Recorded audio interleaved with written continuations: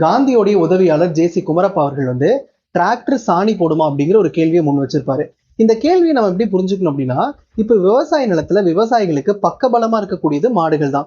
மாடுகள் தான் வந்து சாணம் போடும். அப்படி மாடுகள் சாணம் போடுச்சு அப்படின்னா அது விவசாய நிலத்துல மீண்டும் வந்து உரமா வந்து பயன்படுத்தப்படும். அப்ப இந்த இடத்துல நீங்க மாடுகளை தூக்கிட்டு டிராக்டர்கள் நீங்க கொண்டு வந்தீங்க அப்படின்னா அந்த இடத்துல டிராக்டர்கள் சாணி போடுமா அப்படிங்கறத ஒரு கேள்வியா முன் வச்சிருப்பாரு. அப்ப விவசாயிகளுடைய மூலப்பொருள் அப்படிங்கிறது அதிகமாகும், அதனுடைய தேவை அப்படிங்கிறது அதிகமாகும். அதுக்கு தனியா நம்ம கெமிக்கல் ஃபர்டிலைசரை நோக்கி வந்து போக வேண்டியது இருக்கும் அப்படிங்கிறது தான் ஜே சி குமரப்பா அவர்கள் வந்து கேள்வியா வந்து முன் வச்சிருப்பாரு. இங்க நம்ம பிராக்டிகலா நம்ம புரிஞ்சுக்கிறோம் அப்படின்னா ரெண்டு விஷயத்த நம்ம வந்து பேசணும். ஒண்ணு, டிராக்டர் வந்ததுக்கு அப்புறம் நிறைய இடத்துல நிலம் வந்து விவசாயம் செய்யப்பட்டுச்சானா ஆமா, உண்மையாலுமே நிறைய நிலங்கள் வந்து விவசாய நிலங்களா மாற்றப்பட்டுச்சு அப்படிங்கறத நம்ம ஒத்துக்கணும்.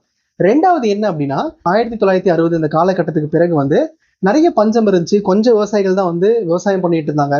நம்மளுடைய நீர்ப்பாசன முறைகளும் வந்து கம்மியா தான் இருந்துச்சு. அந்த காலகட்டத்துல நம்ம பசுமை புரட்சி இந்த கெமிக்கல் ஃபர்டிலைசர் எல்லாம் வந்ததுக்கு அப்புறம் மகசூல் அப்படிங்கிறது அதிகமாச்சு. நிறைய இடத்துல விவசாயம் பண்ண ஆரம்பிச்சாங்க, நிறைய மகசூல் வந்து நமக்கு கிடைச்சிச்சு. நிறைய இடத்துல வந்து பஞ்சம் வந்து தீர்க்கப்பட்டுச்சு அப்படின்னா அது உண்மைதான்.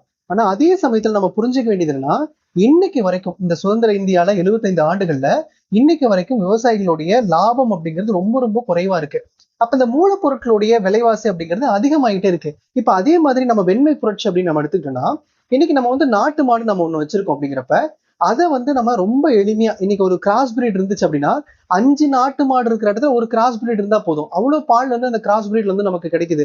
அதனால நம்ம நம்ம நாட்டுல இருக்கக்கூடிய மக்கள் எல்லாருக்கும் பால் கிடைக்குதுன்னா ஆமா, பால் கிடைக்குது. ஆனா அதே சமயத்துல அந்த இடத்துல உர தேவை அப்படிங்கிறது அதிகமா இருக்கு. அந்த உர தேவை அப்படிங்கிறத பூர்த்தி பண்றதுக்கு ஒரு மாடு வந்து பத்தாது இல்லையா? அதுல நாட்டு மாடு இருந்துச்சு அப்படின்னா நாட்டு மாடு இன்னும் அதிகமான உரம் வந்து கொடுத்துருக்கும். இது எல்லாத்தையும் நம்ம பேசுவோம். ஒரு பக்கம் சாதகமான சூழல் இருந்தாலும் நம்ம நல்லா யோசிச்சு பாக்குறப்ப விவசாயிகளுக்கு அது பின்னடைவா தான் இருக்கு. நம்ம இங்க அடிப்படையிலே வந்து ஜல்லிக்கட்டு போராட்டத்துக்காக நம்ம வந்து போராட்டம் பண்ணியிருப்போம். அதோட உண்மையான ஒரு நோக்கம் என்ன அப்படின்னா நாட்டு மாடுகளோட இனத்தை வந்து பாதுகாக்கணும் அப்படிங்கிறது தான். ஆனா இன்னைக்கு இருக்கக்கூடிய சூழல்ல வந்து பாத்தீங்கன்னா கிராஸ் பிரீட்ஸ் தான் வந்து அதிகமாயிடுச்சு. இதை நான் வந்து ஒரு பிரச்சனையா சொல்றேன் அப்படின்னு நீங்க பார்க்க வேணாம். நான் சொல்லக்கூடிய நோக்கம் என்ன அப்படின்னா விவசாயிகளுடைய லாபம் அப்படிங்கிறது கொஞ்சமாவது அதிகரிக்கணும். இத்தனை ஆண்டு காலத்துல வந்து விவசாயிகளுடைய லாபம் வந்து கம்மியா இருக்கு. நம்மளுடைய நாட்டுடைய பொருளாதாரம் வந்து ஒரு கம்ப்யூட்டர் முன்னாடி கீபோர்டு வச்சு தட்டுறவங்களுடைய பொருளாதாரம் மட்டும் கிடையாது. நம்ம நாட்டுல இருக்கக்கூடிய கடைக்கோடி மக்கள் எல்லாருக்குமான பொருளாதாரத்தையும் நம்ம பேசணும் அப்படிங்கிறது தான் இந்த காணொலி மூலியமா நான் வந்து முன்னிறுத்த விரும்புறேன்.